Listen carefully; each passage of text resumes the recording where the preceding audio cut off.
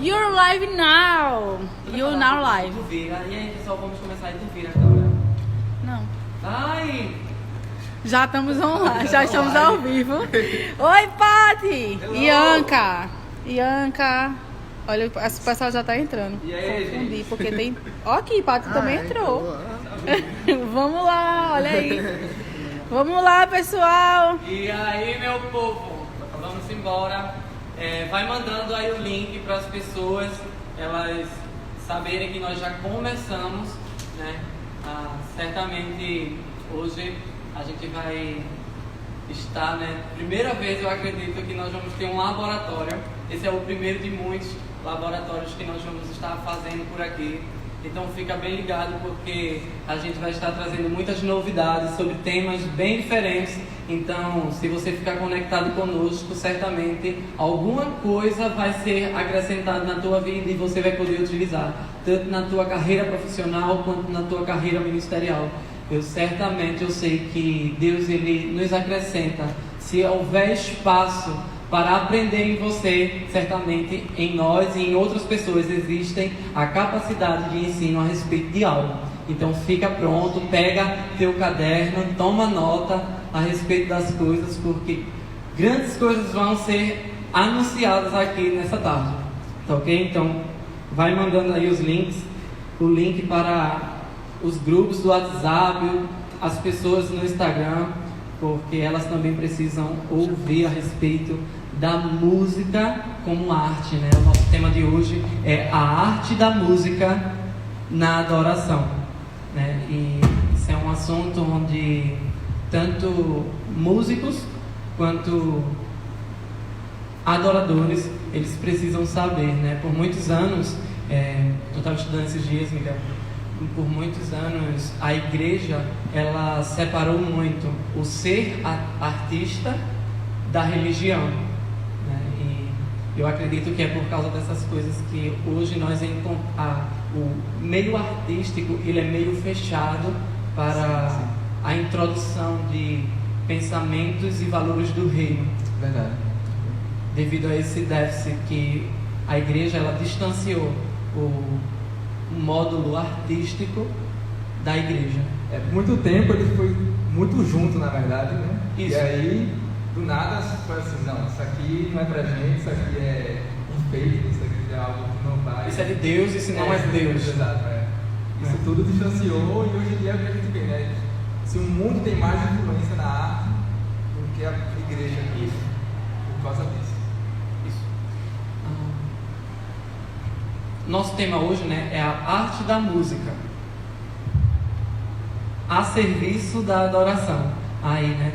E primeiro de tudo, né, eu queria trazer uma reflexão para a gente a respeito da arte da música, né? Muitas vezes as pessoas olham para as pessoas, para os artistas, para pessoas que ministram o louvor, né? E eles acreditam que aquilo é um dom, né? A música, menino, ele nasceu com o dom de cantar, ele nasceu com o dom de tocar. Na verdade, se você conhece, né, a minha história, se você me conhece, se você não me conhece, você vai conhecer de uma forma bem resumida agora.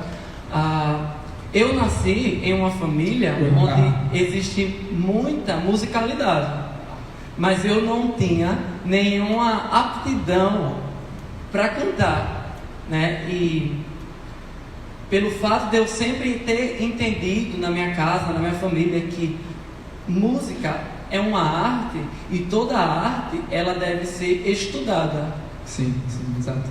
Então, por ter esse entendimento, eu sempre compreendi que ainda que eu não tivesse uma voz bonita, eu poderia estudar e desenvolvê-la e me inserir no mundo da arte, na música. E hoje, né, eu desenvolvo trabalho na área de canto, né, e de fato eu posso olhar para trás e ver que eu cheguei até aqui porque eu desenvolvi o talento.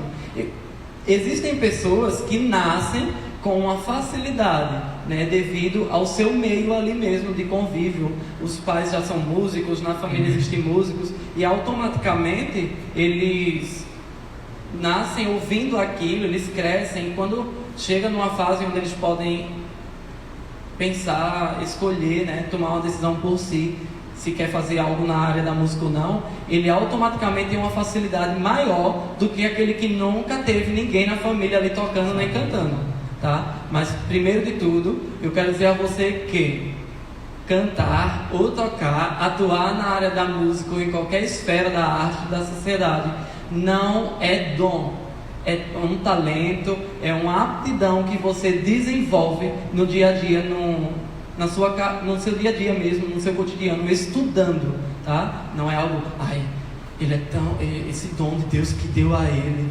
Sim, Deus deu o dom da gente aprender, a possibilidade da gente ter o intelecto de desenvolver coisas, né? Mas não que ele deu o dom de cantar ou de tocar, né? Se eu olhar para Miguel, eu digo que Miguel nasceu com o dom de tocar porque ele toca divinamente. É igual aquela frase, né? Qualquer um pode cozinhar do filme e qualquer um pode ser músico. Apesar de realmente ser algo divino, realmente principalmente a música, em relação às outras artes. Todas são, mas a música ela foi predisposta antes das outras e por isso ela tem um peso, mas qualquer um pode aprender. Existem realmente pessoas que têm uma facilidade maior e aí vai muito também da família. No meu caso, meu pai era músico, então assim, o pessoal da minha família não é o resto, mas meu pai era, então ele me influenciou muito. Mas qualquer um pode aprender, não é algo que é específico para algumas pessoas. Então, Miguel, eu como músico, né? Nessa live hoje nós vamos ter dois tipos de público, né? Temos os músicos. Até se você tem alguma pergunta, pode mandar aí as perguntas que a gente vai estar respondendo também. Nessa live hoje nós temos dois tipos de público, né? Tanto músicos, artistas, adoradores, e temos a igreja, a congregação adoradora. Sim. Né? Mas eu queria saber de você, né, gente? Miguel é uma referência de músico, de artista, adorador, genuíno. E eu queria saber de você, eu como músico, o que eu preciso desenvolver, o que eu preciso estudar para que eu possa utilizar da arte da música no momento da adoração, quando a adoração está fluindo. Sim. A primeira coisa é desenvolver um relacionamento com Deus. Essa parte é muito importante, principalmente no quesito de fluir, porque existem 7 palavras no hebraico sobre adoração, e uma delas é terila, que é justamente o som que vem do coração. Então, se o seu coração estiver cheio de coisa que não presta, não vai vir a adoração dele. O seu coração, o seu espírito tem que estar cheio de Deus, cheio do seu relacionamento com Deus ali, e dali que você vai tirar as inspirações, e dali que vai sair o terrível. Então eu diria que a primeira coisa é o relacionamento com Deus. Especificamente assim, não só para voz, mas para o instrumental também, é aprender o seu craft, aprender ter habilidade no seu instrumento. Porque muitas vezes o fluir, ele é uma zona onde não tem muita regra. Mas para você poder quebrar as regras, você precisa saber as regras. Se eu não sei a regra e eu quebro, é ignorância. Então, para eu poder quebrar uma regra, eu preciso sabê-la antes disso. Então, por isso que é tão importante também, além do seu relacionamento com Deus, é você ter habilidade naquilo que você está fazendo. Porque a Bíblia fala em vários momentos, se a gente louvar com arte, com júbilo, com habilidade, fala em vários momentos, com inteligência. Tem vários versículos que falam sobre isso. Então, não é só, às vezes, assim, espiritualiza muita coisa, né? Não é algo divino só, mas tem a sua parte que você tem que fazer também. Então, eu diria que as duas coisas principais é relacionamento com Deus e ter habilidade com aquilo que você está usando, seja um instrumento, seja a sua voz. E seja sincero, faça aquilo com o seu coração, né? Adore em espírito e em verdade. E não adianta também a gente também querer fazer coisas às vezes muito benevolentes e você não ter domínio sobre aquilo. É importante que você seja honesto. Às vezes não precisa ser algo muito complexo, às vezes pode ser uma nota, pode ser um canto simples, e aquilo que realmente vem do seu coração vai ressoar por muito tempo. Aquilo que é raso acaba rápido, mas aquilo que vem do seu coração vai ressoar por muito tempo. É até interessante você ver que tem músicas que duram eternidade, tipo Amazing Grace, por exemplo, é uma música que nunca vai ficar velha, a gente canta ela sempre, passa geração em geração, ela continua sendo cantada. E você vê, por exemplo, num mundo que tem os hits, né, que passam ali 3 meses e depois todo mundo esquece, porque aquilo não tem fundamento, aquilo não tem coração, é apenas mercado. Por isso que isso acontece. Tem duas passagens, né, enquanto Miguel falava, quando ele falava a respeito, né, na verdade precisamos primeiramente ter uma intimidade com Deus, né? Em Colossenses, Paulo ele diz que habite em vós ricamente a palavra de Cristo, enchendo-vos do Espírito com salmos, hinos e cânticos espirituais. Mas para que todas essas coisas aconteçam, salmos, hinos e cânticos espirituais, como ele disse, né, é necessário primeiro que a gente tenha uma intimidade com Deus e a palavra dele habita em nós. E em Salmos, no capítulo 33, né, assim como ele falou, diz assim: cantem uma nova canção ao Senhor, toquem com habilidade os seus instrumentos e com júbilos e brados de alegria. É bastante interessante esse versículo porque ele nos convida a cantar algo novo, né? Hoje nós estamos em uma live onde nós estamos falando a respeito da arte da música na adoração, né? E a adoração ela vai muito além das músicas pré-meditadas, pré-escritas, compostas, né? E no momento no uso da música como adoração, né, a gente realmente precisa entrar nesse salmo quando ele diz cantem algo novo ao Senhor, mas tem uma vírgula que diz aí: ei, toca bem, com habilidade aquilo que você faz, mas também com alegria e brados de júbilo, sabe? Existe uma importância no seu desenvolvimento, no nosso desenvolvimento no período da adoração. Muitas vezes, eu como professor, né, de preparação vocal, eu sempre escuto as pessoas dizerem: eu estou me esforçando para aprender, mas se as pessoas não gostarem da forma que eu canto, eu posso fazer nada, porque eu canto para Deus. Só que quando a gente entende o contexto do nosso serviço, né, como grupo de música ou como ministros de louvor, né, a gente entende que todo serviço sacerdotal ele serve ao povo, né? E ninguém é obrigado a escutar algo de má qualidade. É certo que nós servimos ao povo, servindo a Deus. Nós adoramos a Deus, servindo as pessoas, conduzindo ela nesse período de música, nesse período de adoração. Porém, nós precisamos ter habilidade, nós precisamos ter técnicas da música, da arte da música, para que nós possamos conduzir o povo com excelência naquilo que está proposto naquele tempo. Existe um aspecto pessoal na adoração, que, por exemplo, Deus ele não necessariamente precisa de adoração, ele não está procurando adoração, ele está procurando adoradores.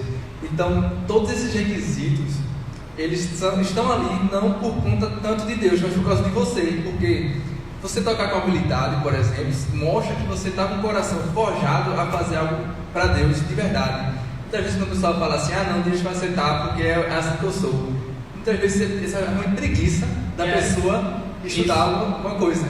Então ela usa isso como desculpa para não desenvolver aquilo que Deus quer que ela desenvolva.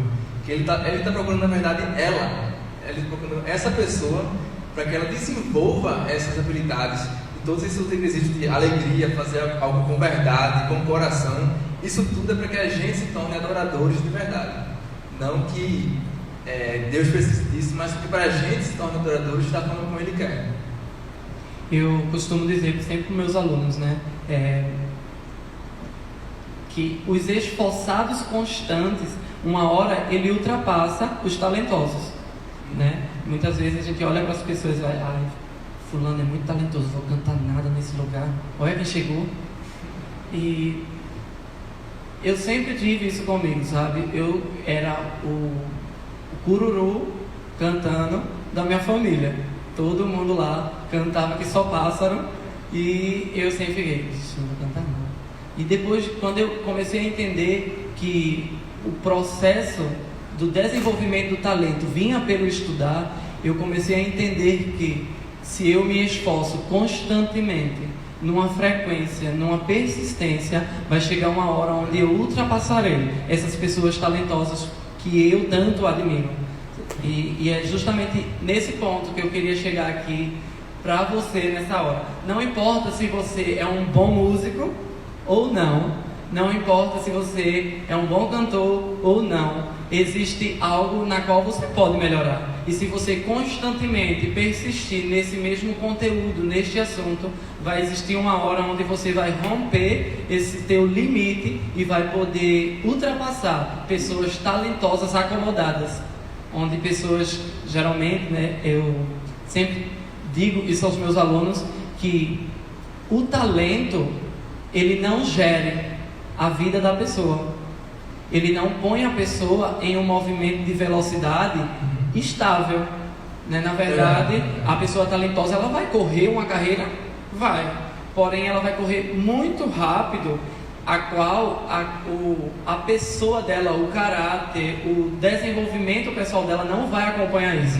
E vai chegar em um tempo onde a carreira vai cobrar mais dessa pessoa, onde ela não vai ter o estudo, o desenvolvimento suficiente para corresponder à oportunidade. Né? Tem um versículo em Eclesiastes que diz que nem todos que correm vence a corrida, nem todos que lutam a batalha vence a luta. Mas é bem interessante esse versículo quando ele diz que aquilo que nós chamamos de sorte, né, que ele teve sorte, né? Na verdade, esse versículo ele vem trazer uma consciência que sorte ela vem para todo mundo. Porém, a sorte que a Bíblia fala é o encontro da competência com a oportunidade. Então, para que você de fato tenha uma sorte, é necessário que você seja competente, para que quando a porta da oportunidade ela se abra, você possa ter o acesso a isso. E muitas vezes nós nos deparamos com pessoas que querem atuar na música, mas que não têm a competência necessária e também não têm o interesse desse desenvolvimento para que a oportunidade seja propiciada a ela e ela possa entrar. Verdade. Interessante que às vezes a gente tem aquele pensamento, né, que às vezes até no nosso meio de vitimismo em relação a não ser autorresponsável com relação ao que você tem que fazer. E o talento em si não vai te levar muito longe, realmente. A persistência em você fazer aquilo que vai lhe ajudar nesse caminho. E é engraçado que muitas vezes, em relação a vários aspectos do louvor e da adoração, a gente precisa ser persistente.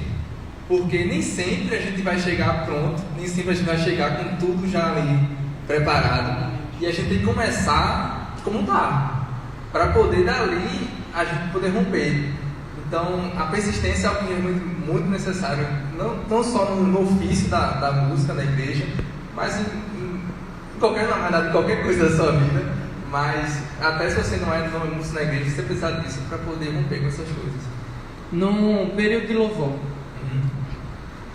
quando você sente que a música ela está fluindo e é naquela vibe que o louvor ele vai continuar. Como é que tu seleciona as técnicas que tu vai utilizar naquela hora, naquele momento, para que não seja algo que não cause uma quebra, mas que seja uma coisa fluida e contínua?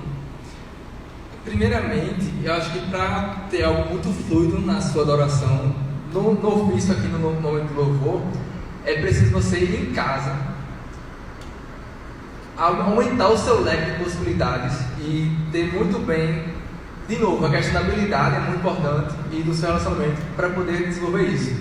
E o que acontece por exemplo, o que acontece muito comigo aqui em casa, eu começo a fazer coisas que são tremendores, que na hora do louvor eu talvez não faria, mas eu testo isso antes. Você tem que ter momentos para você desenvolver a sua capacidade de improviso, para poder, na hora do louvor, você saber melhor o que fazer. Claro que existem momentos que é algo muito totalmente guiado pelo Espírito. E eu sei quando é isso comigo, quando eu não lembro depois do que eu fiz. Eu não faço a menor ideia do que eu fiz. Aí eu já assim, não, tenho certeza que foi do Espírito, porque não tem como, eu não lembro. E às vezes Isso acontece às vezes em casa também, e aí o que me ajuda com isso é fazer esses momentos em casa. Porque você começa a se familiarizar com isso, e aí quando chega no louvor você tem um discernimento melhor do que fazer ou não fazer. Porque muitas vezes podem vir coisas da sua alma. A gente sabe que tem um aspecto da beleza da música dentro da música. Então, muitas vezes a gente pode fazer algo que vai atingir a alma da pessoa, mas não vai necessariamente transformar ela, porque o transforma é o Espírito e a palavra. E aí você tem que estar cheio da palavra e do Espírito para poder gerar nelas algo que vai fazer alguma diferença. Porque senão vai ser basicamente só emoção, e isso não vai mudar a vida de ninguém. Ok. Eu sempre costumo dizer, né, para as pessoas, quem canta, né, principalmente quem faz back, e essa dica aí vai para a igreja, diretamente para as pessoas que não necessariamente fazem parte da área da música na igreja, mas que você também é um adorador, certamente, né, todos nós, desde o dia que nós aceitamos a Cristo, nós nos tornamos adoradores. E no período de música, o maior dos conselhos que eu daria a você é sempre ficar conectado com aquilo que está sendo anunciado, com aquilo que está acontecendo na plataforma, no local onde os dirigentes, né, os músicos, eles estão, porque é eles que vão ditar a pegada e o ritmo das coisas. Então, muitas vezes o Ministério de Louvor, ele tem ou um back, ou um instrumental, ou o próprio ministro da música, ele tem a direção de uma frase para ser cantada, e a igreja muitas vezes, por não estar tão atenta à forma que está acontecendo, você não participa, e muitas vezes, poxa, pai, o louvor foi lindo, mas eu não consegui me envolver. Sabe? É necessário que você fique atento para perceber aquilo que está acontecendo, aquilo que está sendo cantado, aquilo que está sendo comunicado, porque é por ali que vai o fluir da adoração. Então você precisa se conectar com aquilo e se envolver com aquilo. Você não somente vai admirar, você simplesmente não vai poder ficar olhando, você vai ter que observar e participar, porque esse é o propósito do culto, né? Eu lembrei de 3 aspectos nesse quesito. Que é o primeiro, precisa que alguém tome a frente, tanto no aspecto vocal como no aspecto instrumental, porque acontece muito, assim acontecia, né, de ter aquele momento de queda e aí cada um para um caminho diferente, e isso acaba com tudo, e aí tem que ter alguém que tome a frente ali para guiar as outras pessoas. E o segundo aspecto é prestar atenção no quem está com você ali, que essa conexão é muito importante. É como se fosse um roteador Wi-Fi, né? Tem que estar todo mundo ali conectado ao roteador. E o que faz a internet ser internet é o fato de todo mundo estar conectado. Então, e o terceiro aspecto, que falando eu lembrei, é que, principalmente nessa questão de engajar as pessoas, embora não seja o fator principal da gente aqui, mas a beleza da música é algo muito importante. O ser humano ele é tendencioso a adorar aquilo que é bonito.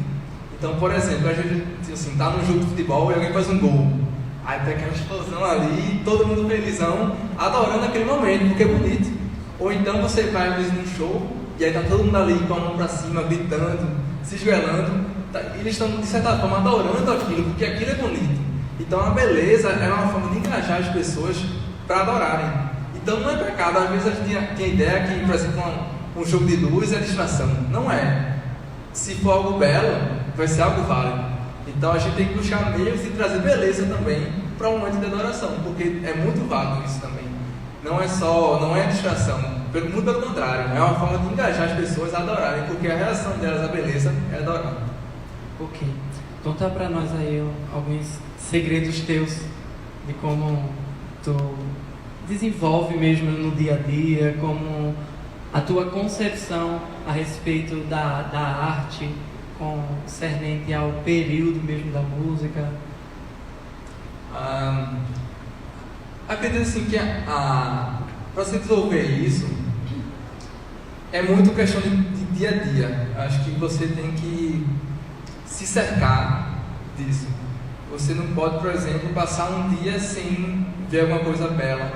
Você não pode passar um dia sem se inspirar de alguma forma. E aí não só na parte do Espírito você tem que ler a palavra, você tem que meditar na palavra, mas você tem que estudar o seu instrumento, você tem que se cercar de coisas que lhe inspirem. porque isso vai trazer para você repertório para tudo isso. E algo que eu faço, que eu me pergunto muito, que me ajuda muito, por exemplo, em casa, às vezes estou assim em cima, vou sentar para tocar, e aí eu me pergunto assim, poxa, se eu tivesse 10 minutos para tocar algo para o mundo inteiro, o que eu tocaria? E aquilo é um bom começo para eu, sabe, mesmo ali no meu quarto, sem ninguém estar vendo, dar o meu melhor e a partir dali desenvolver coisas que vão dar frutos mais na frente.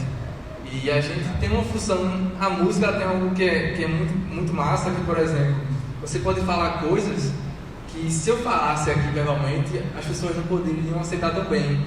Talvez você queira pregar para alguém, essa pessoa não quer saber de Jesus, e a música ela tem o poder de quebrar isso. Você consegue falar coisas e a pessoa absorve coisas que ela nem sabe. E você é uma ferramenta que você conseguir alcançar essas pessoas.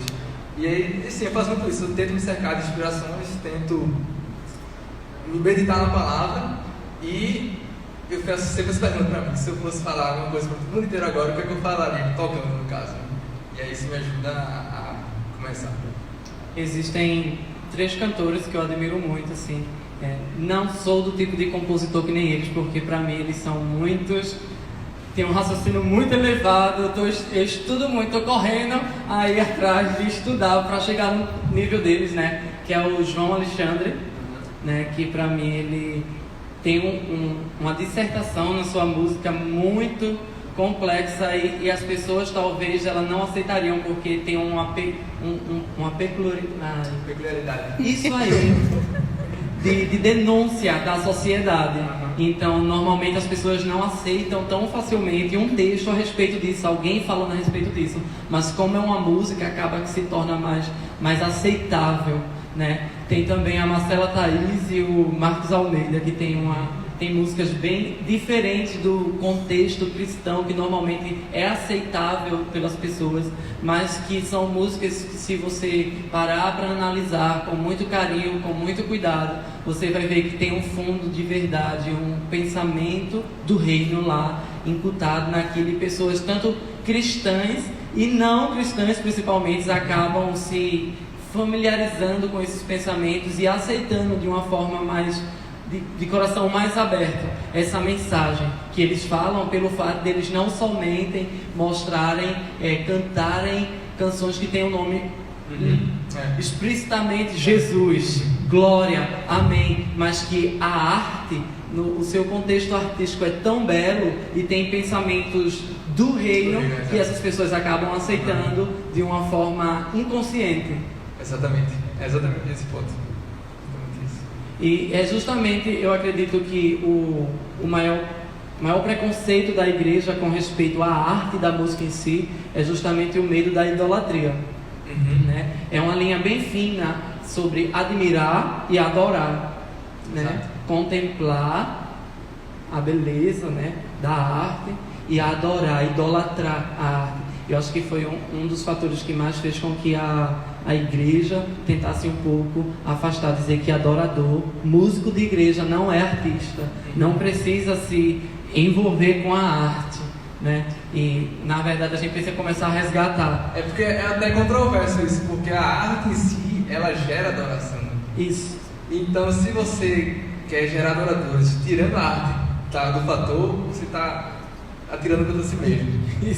Isso porque assim a própria Bíblia, né, ela declara que a tua criação, as obras de tuas mãos manifestam a glória de Deus. Exato. Nos leva a contemplar a beleza da arte, né, a beleza da natureza, e dizer: nossa, quanta criatividade existe em quem criou isso.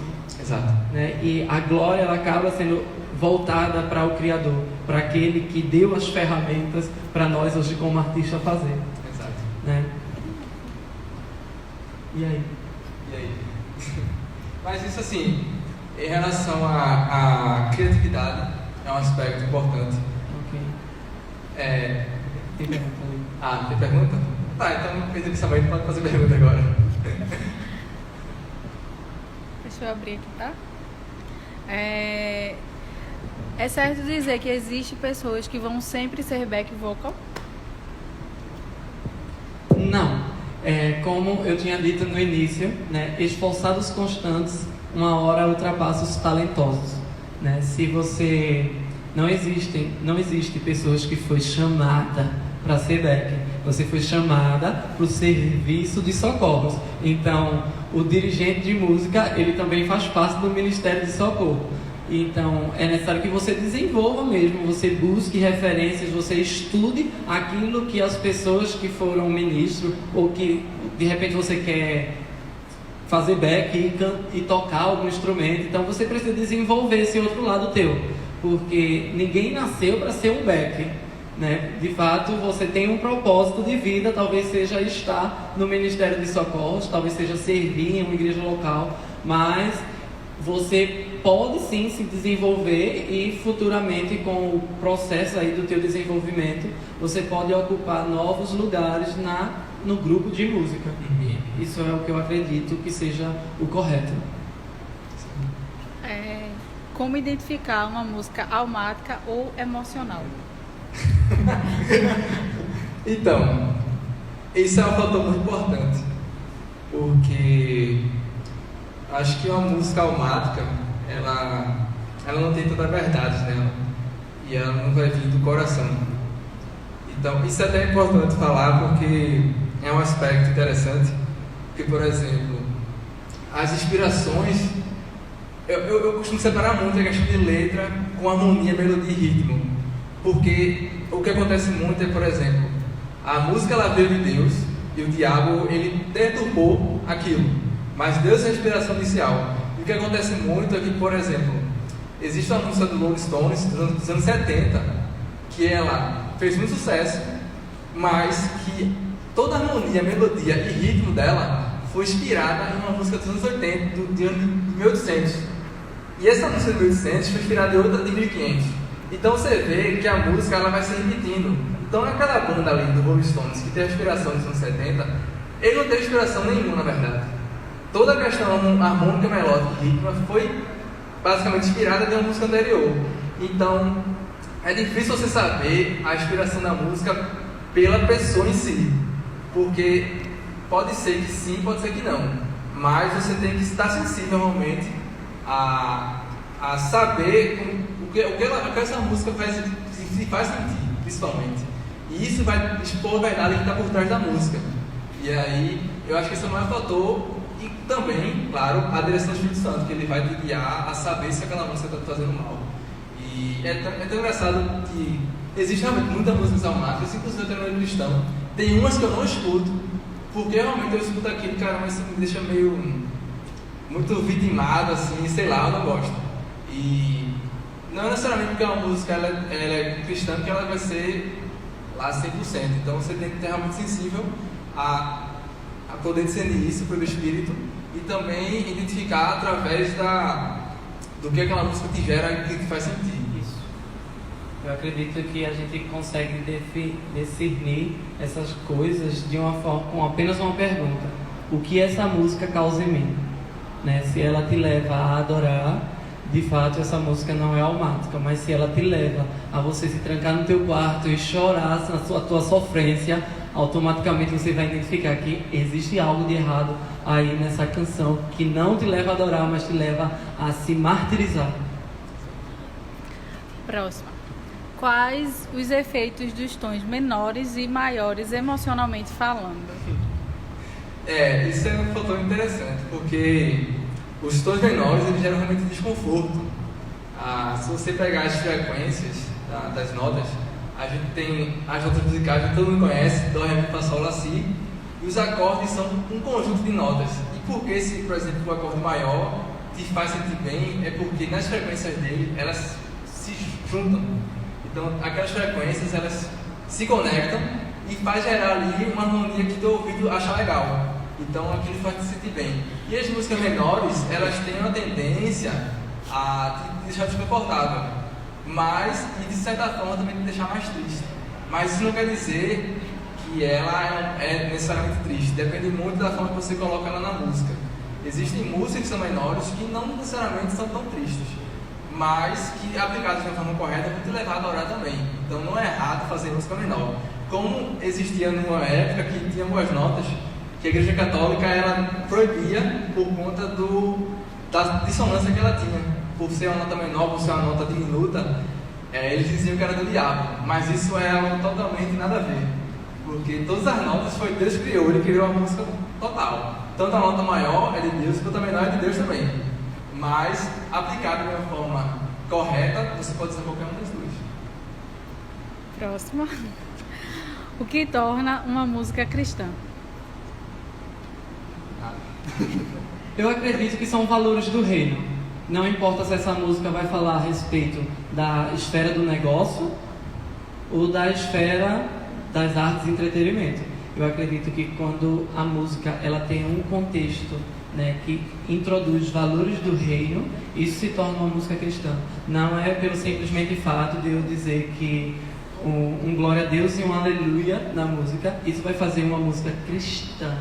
Né? Ela pode até entrar, ser classificada na hora no Banco Nacional de Música, ela ser classificada como gospel, né? Mas eu estou falando uma música cristã, ela precisa transmitir valores do reino. No aspecto, digamos, da música instrumental, como é que eu vou saber se a música instrumental é cristã ou não é cristã? É um negócio meio doido, assim, porque vai muito, porque você, assim, não está explícito ali a palavra, ou algo assim do reino no instrumental. Então, mas o que é mais importante saber nesse quesito é principalmente observar a vida da pessoa que fez, porque você vai ver se a pessoa tem uma vida que vai de acordo com as coisas cristãs, provavelmente dentro dela vai sair coisas que venham inspiradas pelo Espírito, que venham refletir isso de uma forma em música. Então a música é profética, e aí nesse aspecto instrumental é mais difícil, mas você vai ter que realmente analisar o que aquela música te faz sentir e o que aquela vida da pessoa expressa. E os grooves na igreja, rola? Rola. Groove rola, assim, né? Faz um tempo que não tem mais, não se vê mais tanto assim essa coisa do groove, mas o que eu queria dizer a respeito disso é que eu acho que parou mais por até uma displicência das pessoas que gostam muito disso em estar produzindo coisa boa, porque tem essa questão do worship hoje em dia, né, que todo mundo só toca worship, mas o worship não é um ritmo, o worship é um estilo de vida. Então o worship não é ritmo musical, até porque se fosse, as maiores bandas do worship nem seriam cristãs, mas é um estilo de vida e independente de ritmo, aquilo é adoração. Então, eu acho que pode rolar e não rola mais porque por falta de interesse das pessoas em fazer, basicamente. Mas rola. Pode chamar. O que fazer quando tem uma pessoa do back desafinando no meio da ministração? É um cascudo.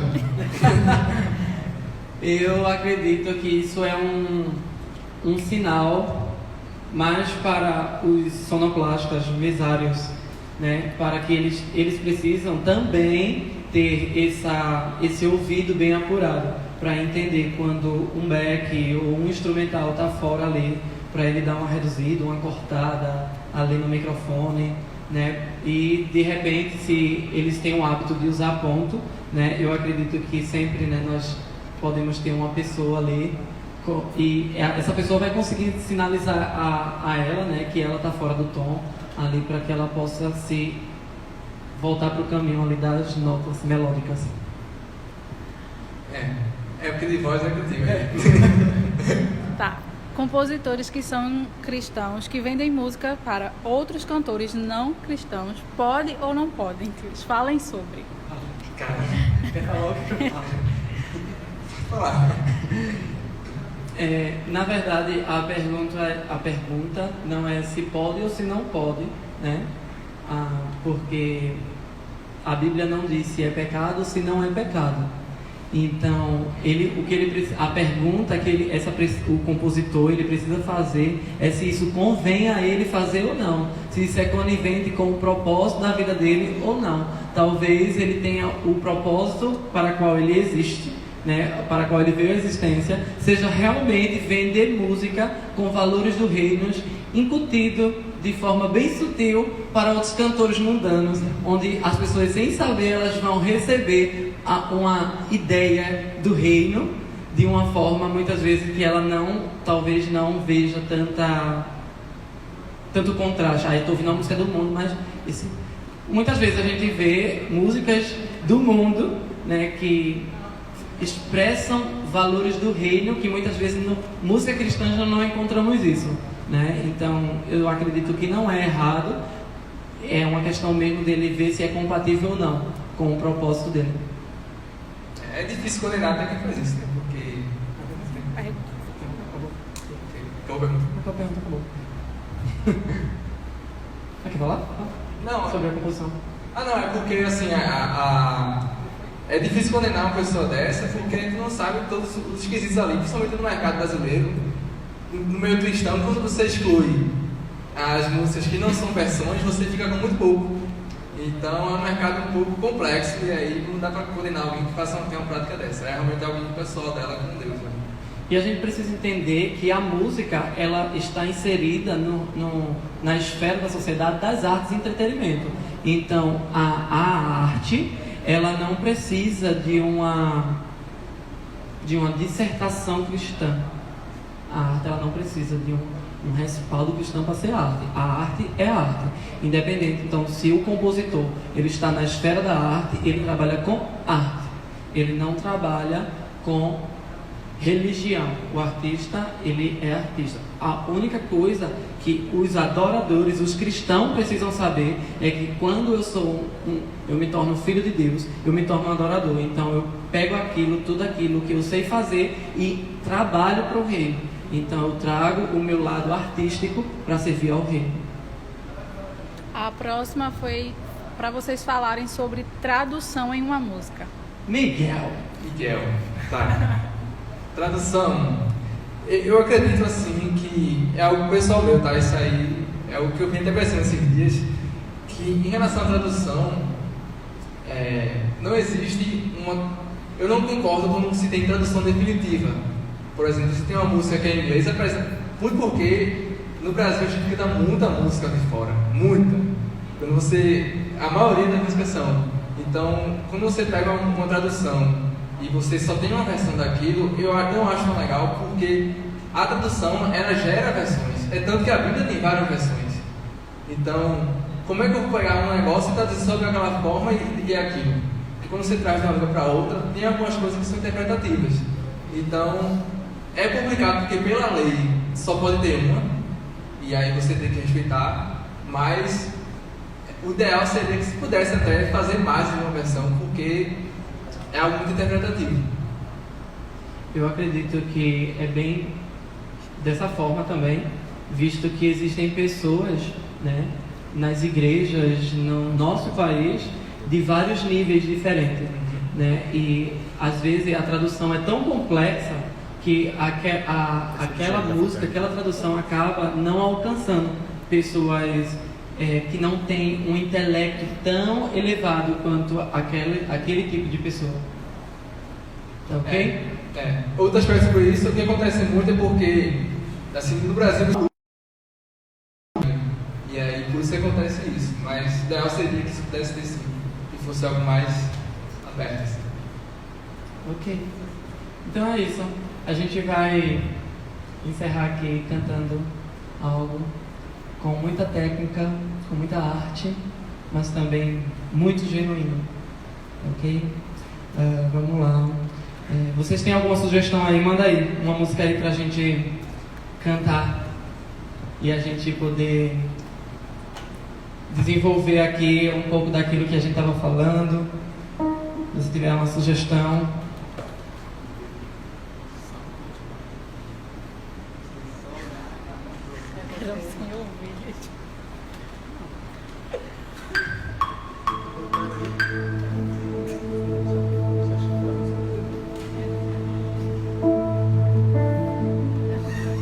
Mandaram Sublime, Leonardo Gonçalves.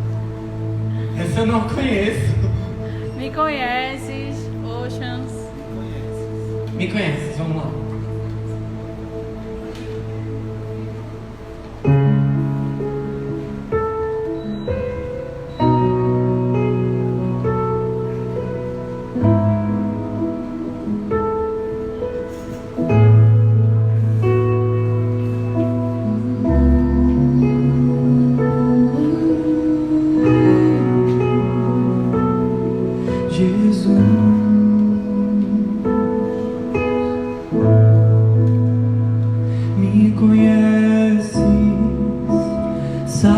quem eu sou, sabes tudo que eu preciso.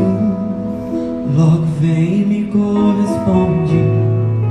Não apenas sabes o meu nome, mas anda comigo. És o meu melhor amigo, Espírito Santo. Você me conhece, sabes quem eu sou, sabes tudo que preciso. Logo vem e me corresponde. Não apenas sabes o meu nome, mas anda comigo. És o meu melhor amigo, Espírito Santo.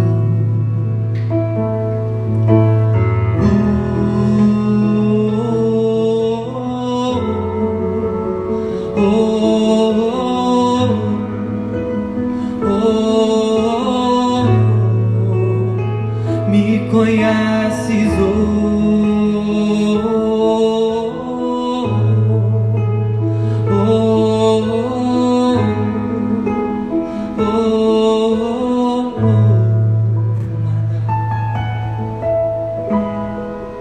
nada está oculto ao teu olhar. Onde quer que eu vá, me encontras. Conheces cada detalhe do meu viver, pois tu és Deus, sabes de tudo. Nada está oculto ao teu olhar. Onde quer que eu vá, me encontras. Conheces cada detalhe do meu viver, pois tu és Deus, sabes de tudo.